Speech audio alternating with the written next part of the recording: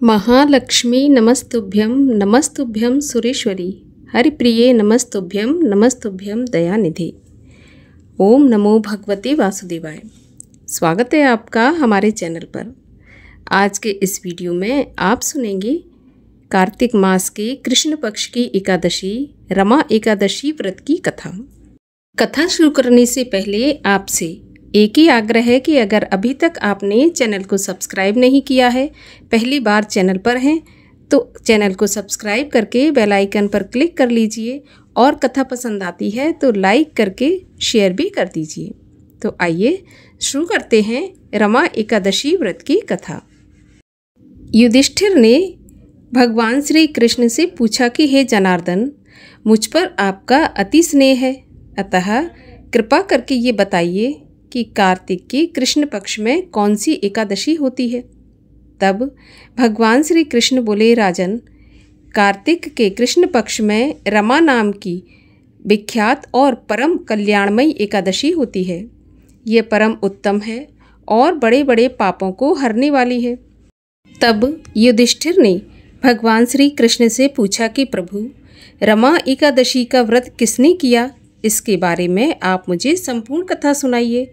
तब भगवान श्री कृष्ण बोले कि हे युधिष्ठिर, पूर्व काल में मुचकुंद नाम से विख्यात एक राजा थे, जो भगवान श्री विष्णु के अत्यंत ही प्रिय और सत्य प्रतिज्ञ भक्त थे। अपने राज्य पर निष्कंटक शासन करने वाले उन राजा के यहाँ नदियों में श्रेष्ठ चंद्रभागा कन्या के रूप में उत्पन्न हुई। राजा ने चंद्रसेन कुमार शोभन के साथ उसका विवाह कर दिया। एक बार शोभन दशमी के दिन अपने ससुर के घर आए और उसी दिन समूचे नगर में ढिंढोरा पिटवाया गया कि एकादशी के दिन कोई भी भोजन न करे।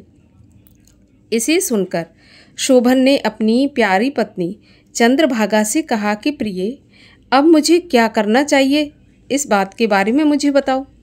तो चंद्रभागा बोली कि प्रभु, मेरे पिता के घर एकादशी के दिन मनुष्य तो क्या, कोई पालतू पशु आदि भी भोजन नहीं करता। हे प्राणनाथ, यदि आप भोजन करेंगे तो आपकी बड़ी निंदा होगी। इस प्रकार मन में विचार करके अपने चित्त को दृढ़ कीजिए। तब शोभन ने कहा कि प्रिय, तुम्हारा कहना सत्य है, मैं भी उपवास करूँगा। देव का जैसा विधान है वैसा ही होगा।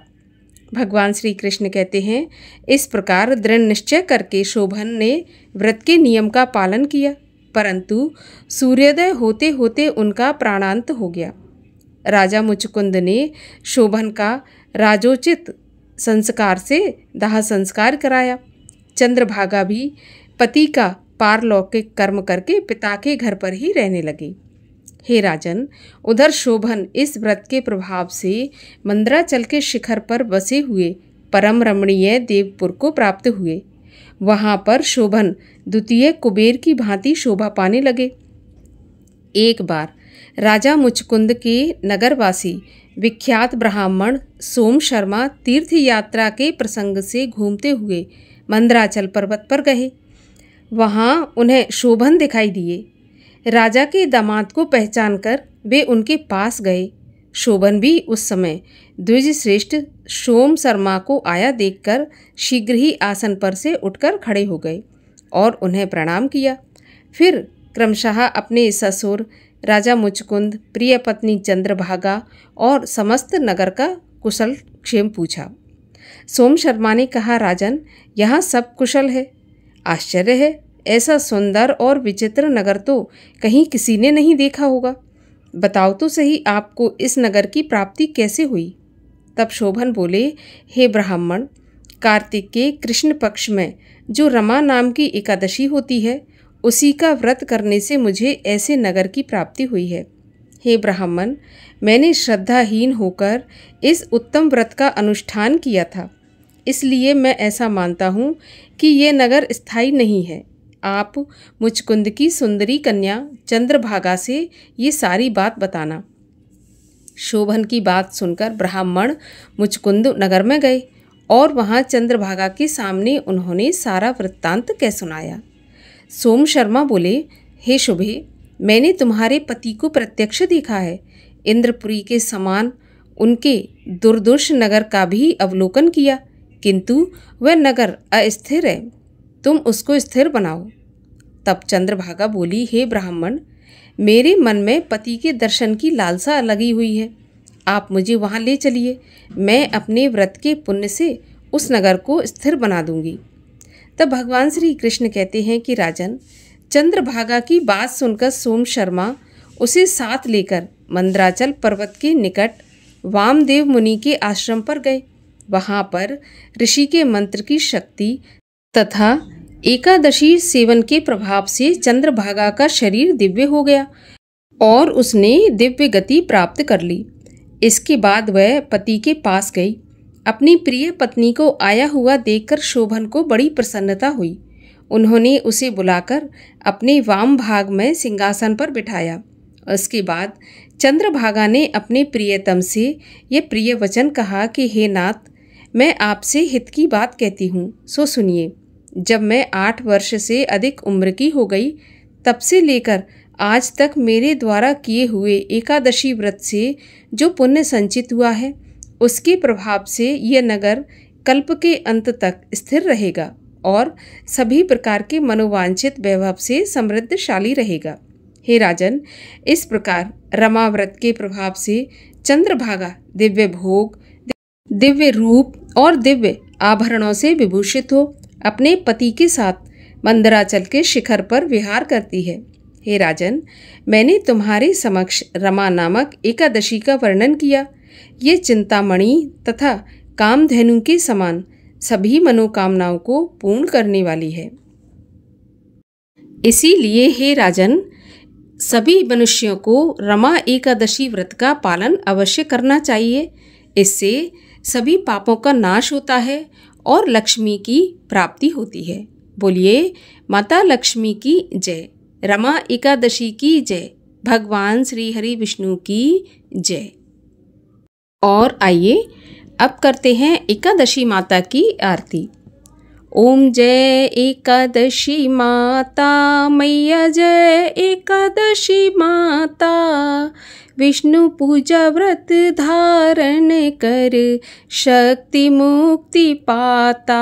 ओम जय एकादशी माता, तेरे नाम गिनाऊं देवी, भक्ति प्रदान करनी, गण गौरव की देनी माता, शास्त्रों में वर्णी। ओम जय एकादशी माता, मार्गशीर्ष के कृष्ण पक्ष की उत्पन्ना विश्व तारिणी जनमी, शुक्ल पक्ष में हुई मोक्षदा, मुक्तिदाता बन आई। ओम जय एकादशी माता, पौष के कृष्ण पक्ष की सफला नामक है, शुक्ल पक्ष में होए पुत्रदा, आनंद अधिक रहे। ओम जय एकादशी माता, नाम षट तिला माघ मास में कृष्ण पक्ष आवे, शुक्ल पक्ष में जया कहावे, विजय सदा पावे। ओम जय एकादशी माता, विजया फागुन कृष्ण पक्ष में, शुक्ला आमल की पाप मोचिनी, कृष्ण पक्ष में चैत्र माह वाली। ओम जय एकादशी माता, चैत्र शुक्ल में नाम कामदा, धन देने वाली, नाम वरुथनी, कृष्ण पक्ष में बैसाख माह वाली। ओम जय एकादशी माता, शुक्ल पक्ष में होए मोहनी, अपराजिष्ट कृष्ण पक्षी, नाम निर्जला सब सुख करनी, शुक्ल पक्ष रखी। ओम जय एकादशी माता, योगिनी नाम आषाढ़ में जानो, कृष्ण पक्ष करनी।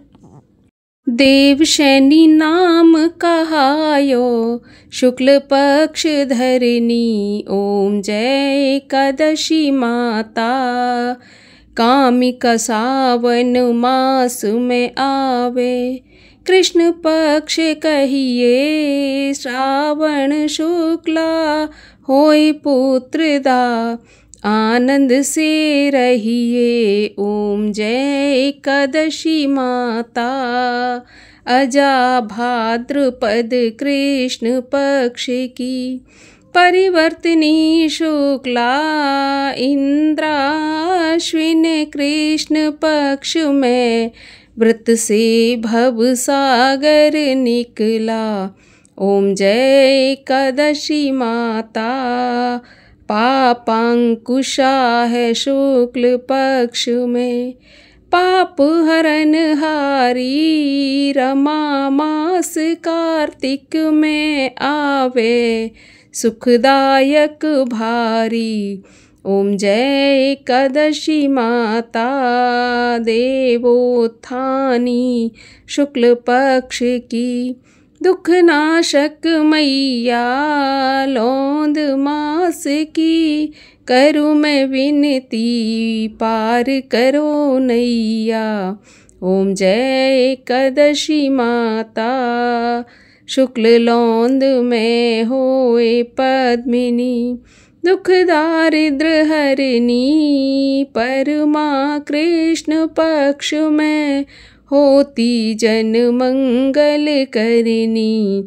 ओम जय एकादशी माता, जो कोई आरती एकादशी की, भक्ति सहित गावे, जन सामान्य स्वर्ग का वासा निश्चय ही पावे। ओम जय एकादशी माता, बोलिए एकादशी मैया की जय।